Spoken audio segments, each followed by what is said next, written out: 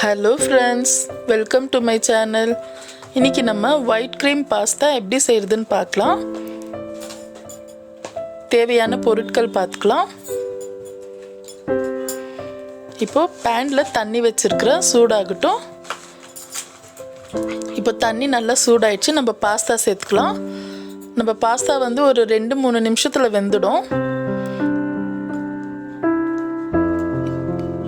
இப்போ தேவையான அளவு உப்பு சேர்த்துக்கலாம் பாஸ்தா வேகிற அளவுக்கு.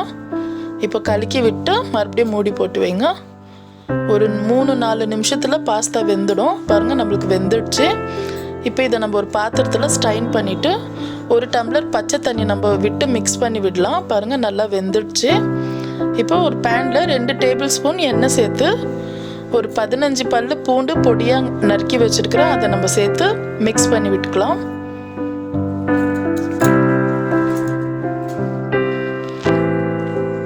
இப்போ கொஞ்சம் லேசாக வதங்கிடுச்சு பூண்டு. இப்போ நம்ம வெங்காயம் சேர்த்துக்கலாம். 1/2 கப்பு வெங்காயம் வந்து கொஞ்சம் பெரிய சைஸில் கட் பண்ணி வச்சுருக்கிறேன். ஒரு சின்ன கேரட்டு பொடியாக கட் பண்ணி வச்சுருக்கிறேன். இதெல்லாம் சேர்த்து கொஞ்சம் வதக்கிக்கலாம்.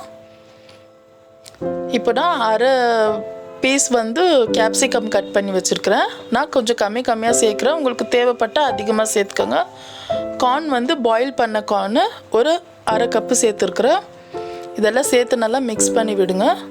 இதில் நம்ம மஷ்ரூம் கூட ஆட் பண்ணிக்கலாம். இப்போ நான் வந்து பன்னீர் சேர்த்துருக்குறேன். இதில் பன்னீர் சின்ன சின்ன பீஸஸாக கட் பண்ணி இப்படி சேர்த்து செய்தால் ரொம்ப நல்லாயிருக்கும். இப்படி ட்ரை பண்ணி பாருங்கள். இப்போ நம்ம காய்க்கு தேவையான அளவு நம்ம உப்பு சேர்த்துக்கலாம். ஒரு 1/2 டீஸ்பூன் மிளகுத்தூள் சேர்த்துக்கலாம். ஒரு 1/2 டீஸ்பூன் சில்லி ஃப்ளேக்ஸ் சேர்த்துக்கலாம். இதெல்லாம் சேர்த்து நம்ம நல்லா மிக்ஸ் பண்ணி விடலாம். நல்லா மிக்ஸ் பண்ணி விடுங்க. இப்போ இது ஒரு நிமிஷம் போல் இருக்கட்டும். பாருங்கள், நம்மளுக்கு காய் நல்லா சுருங்கிடுச்சு. இப்போ நம்ம காய் எடுத்து தனியாக வச்சுக்கலாம்.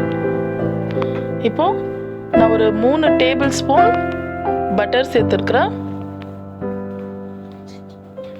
நம்ம எவ்வளோ பட்டர் எடுக்கிறோமோ அவ்வளோதான் மைதா எடுக்கணும். 3 டேபிள் ஸ்பூன் மைதா இதில் நம்ம சேர்த்துக்கலாம். ஸ்டவ் வந்து மீடியம் ஃப்ளேமில் இருக்கணும். இப்போ பாருங்கள், மைதா சேர்த்த உடனே நம்ம இதை நல்லா ஒரு 60 செகண்ட் நம்ம நல்லா இதை மிக்ஸ் பண்ணி விடலாம். அதுக்கப்புறமா பால் சேர்த்து இதை நல்லா நம்ம ஸ்மாஷ் பண்ணி விடலாம். 1 கப்பு பால் சேர்த்துக்கலாம். இப்போ இதை கை விடாமல் நல்லா இப்படி கிண்டி கிண்டி விட்டு இதை நம்ம நல்லா ஸ்மாஷ் பண்ணிக்கலாம். பாருங்கள், இப்படி பால் போல் பண்ணிக்கலாம். இப்போ ஒரு 1/2 டீஸ்பூன் மிளகுத்தூள், 1/2 டீஸ்பூன் சில்லி ஃப்ளேக்ஸ் இதெல்லாம் நம்ம சேர்த்து நல்லா மிக்ஸ் பண்ணி விட்டுக்கலாம். இப்போ நம்ம வதக்கி வச்சுருக்கிற காயை இது கூட சேர்த்து எல்லாம் சேர்த்து மிக்ஸ் பண்ணி விட்டுட்டு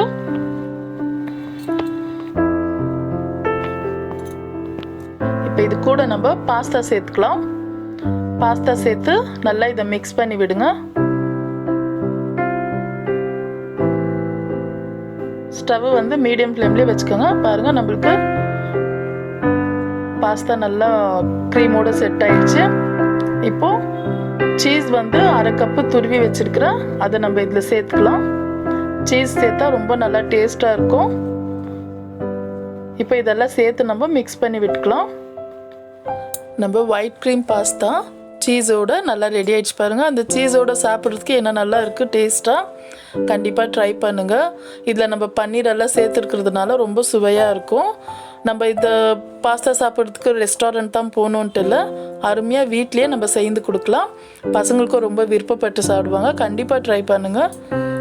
அவ்வளோதான் ஃப்ரெண்ட்ஸ். இந்த வீடியோ உங்களுக்கு பிடிச்சிருந்தா லைக் பண்ணுங்கள், ஷேர் பண்ணுங்கள், மறக்காமல் சப்ஸ்கிரைப் பண்ணுங்கள். தேங்க்யூ.